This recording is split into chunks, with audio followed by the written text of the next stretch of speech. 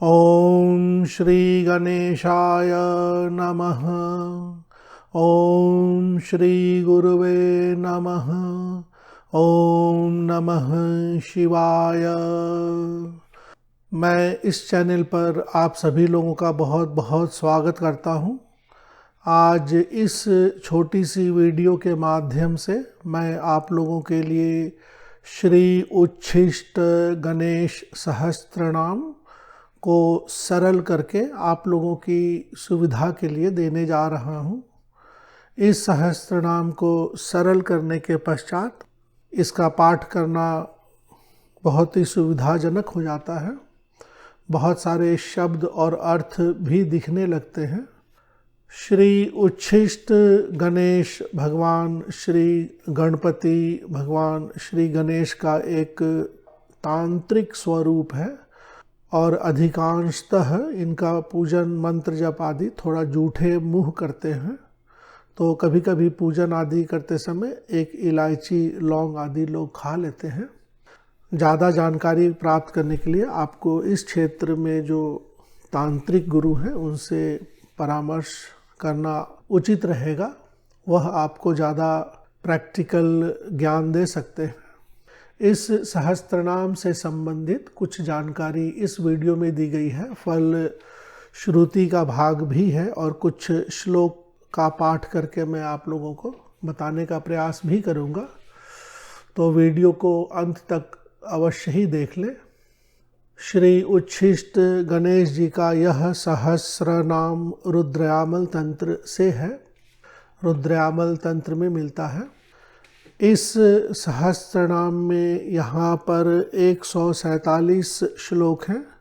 प्रारंभ के 6 श्लोक 1 से 6 तक के जो श्लोक हैं इसका पूर्व भाग है। पूर्व भाग में इस सहस्त्रनाम से संबंधित कुछ प्रारंभिक जानकारी दी गई है। मूल सहस्रनाम जो गणेश जी का जो मूल नाम पाठ है वह श्लोक संख्या 7 से 134 श्लोक तक ही है।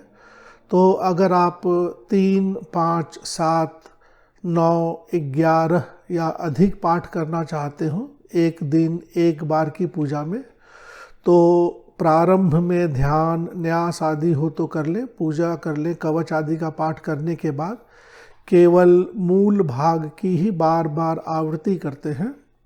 फल श्रुति का भाग यहाँ श्लोक संख्या 135 से 147 तक है। 12-13 श्लोक का है। तो इसका पाठ अंत में एक बार अवश्य ही कर लें। फल श्रुति के भाग में प्रायः किसी भी स्तोत्र कवच या सहस्त्रनाम से संबंधित बहुत सारी गुप्त जानकारी, पूजा का विधि विधान, कोई शुभ तिथि नक्षत्र ग्रह आदि से संबंधित जानकारी दी गई होती है। तो यहाँ फल श्रुति के भाग में भी हम कुछ देखने का प्रयास करेंगे। प्रारंभ करते हैं। यहाँ कुछ श्लोक देखें। भास्वन्मुकुट माणिक्यः कूजत किंकिणी जालकः। भास्वन्मुकुट माणिक्यः कूजत किंकिणी जालकः। बृहत् कर्णां चलोद्भूत वायुवीजित दिक्तटः।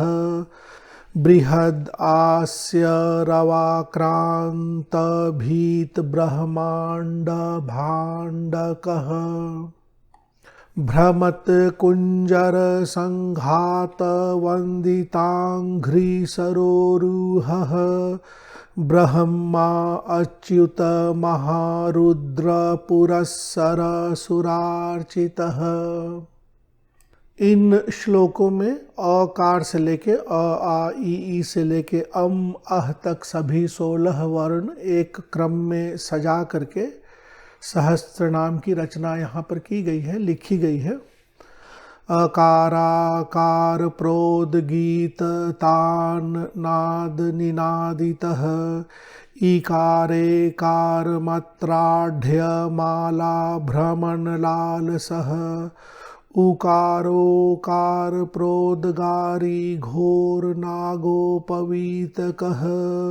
री वर्णांकित रीकारी पद्मद्वय समुज्ज्वलः लिरीकारयुत लिरीकार शंख पूर्ण दिगंतरः एकारैककार गिरिजास्तनपान विचच्छनः ओकारौकार विश्वादिकृत सृष्टिक्रमालसः अह वर्णावली व्याप्त पादादि शीर्षमंडलः।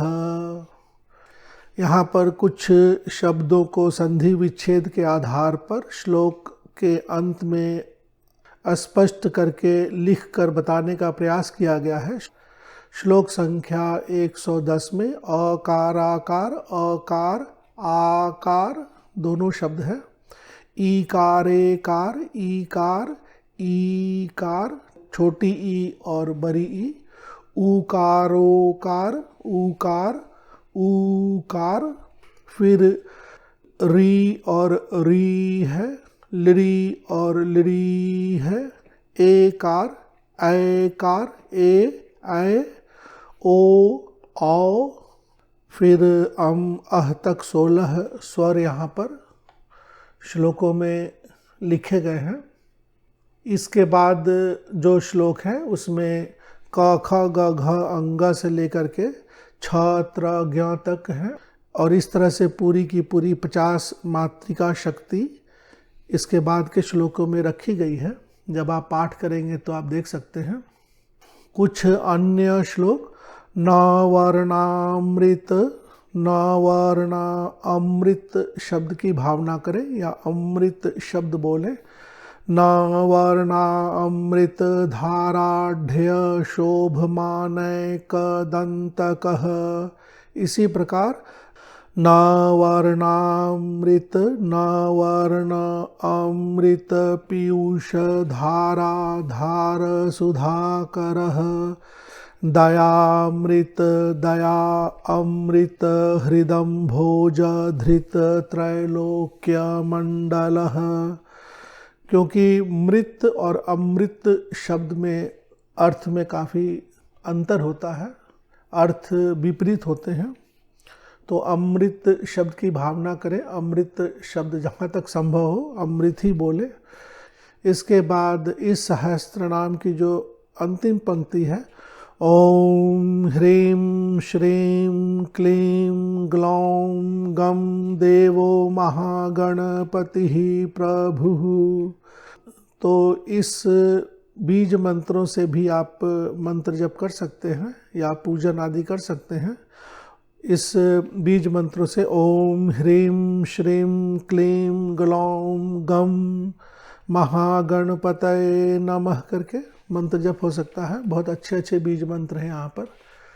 देवी माता का बीज मंत्र है, ओम परम पिता परमेश्वर का बीज मंत्र है, श्रीं महालक्ष्मी का बीज मंत्र है, क्लीं माता काली भगवान श्री कृष्ण और वशीकरण के लिए क्लीं बीज मंत्र है, ग्लौम और गम जो है भगवान गणेश का बीज मंत्र है। तो इसमें गणेशाय नमः, महागणपतये नमः, उच्छिष्ट गणपतये नमः करके मंत्र जप कर सकते हैं।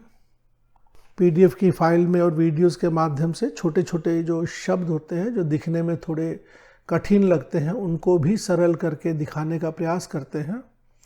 जैसे यहाँ पर पंच कार्तिकेयेष्टो, कार्तिकेयेष्टो, कार्तिकेय इष्टो भी बोल सकते हैं दिक्कत हो तो।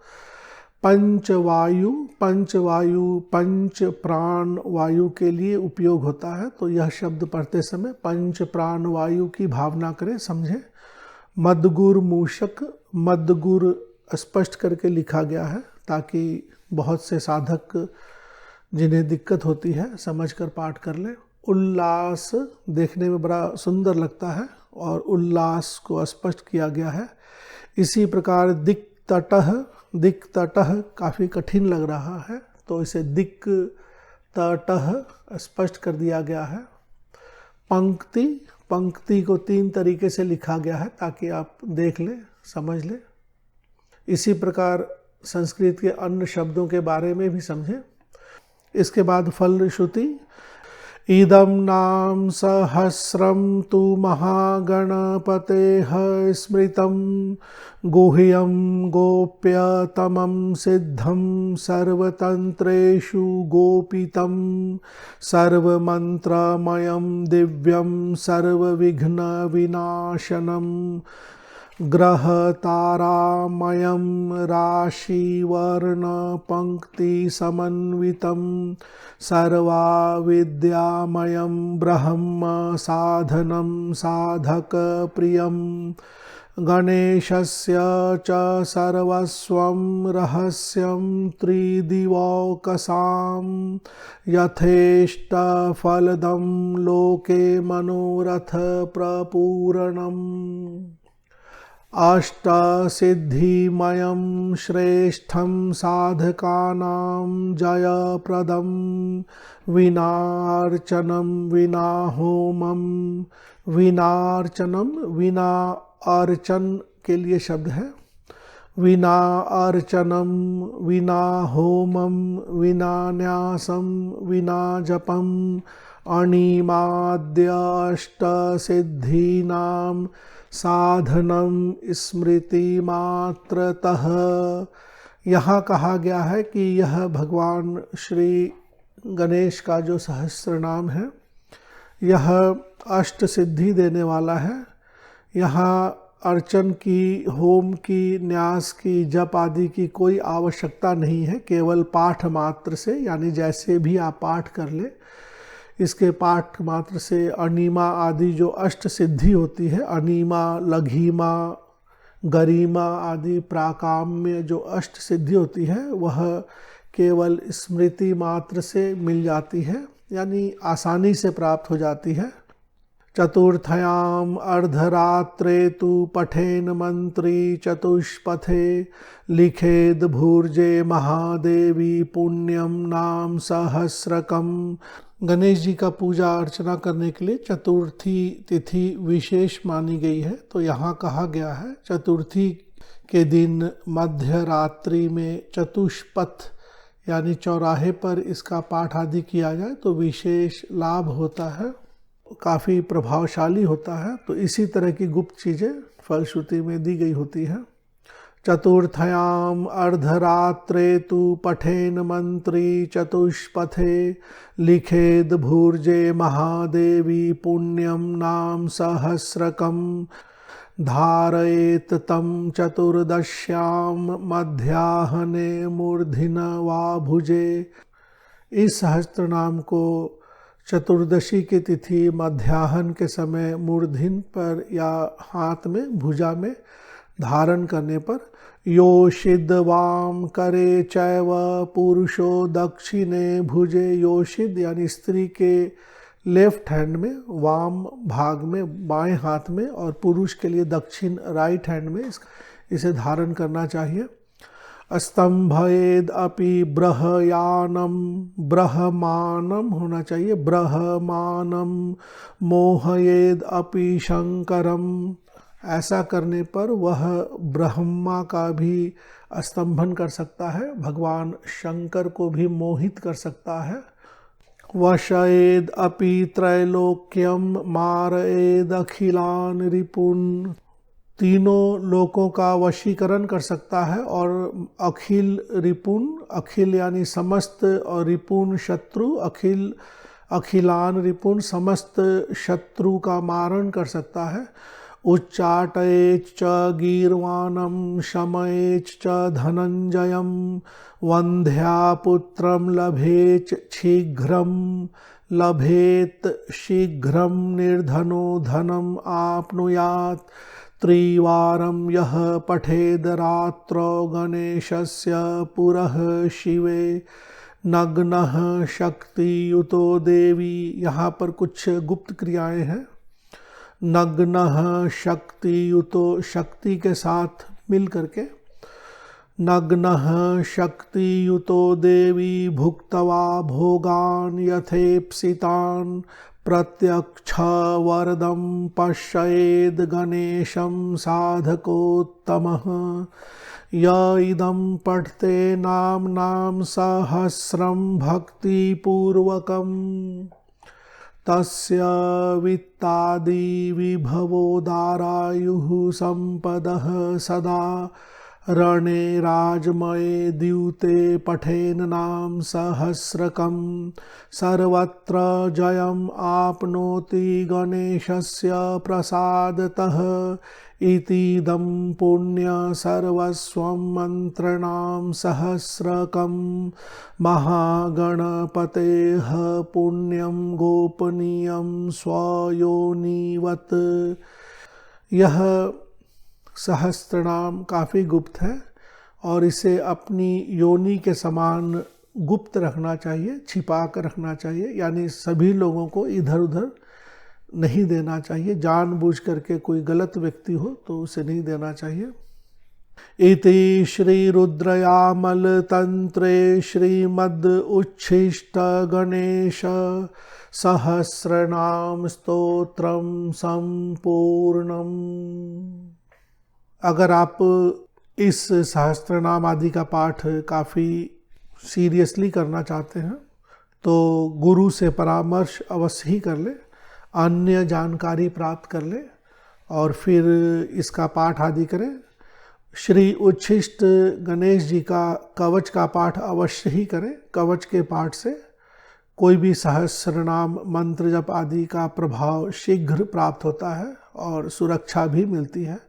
कवच के पाठ से भी देवता प्रसन्न होते हैं, अति शीघ्र प्रसन्न होते हैं, सुरक्षा मिलती है। तो कवच का पाठ अवश्य ही करना चाहिए। इस सहस्त्रनाम की सरल की गई PDF की लिंक वीडियो के नीचे डिस्क्रिप्शन बॉक्स के माध्यम से दे दी गई है, आप वहां से डाउनलोड कर सकते हैं। धन्यवाद।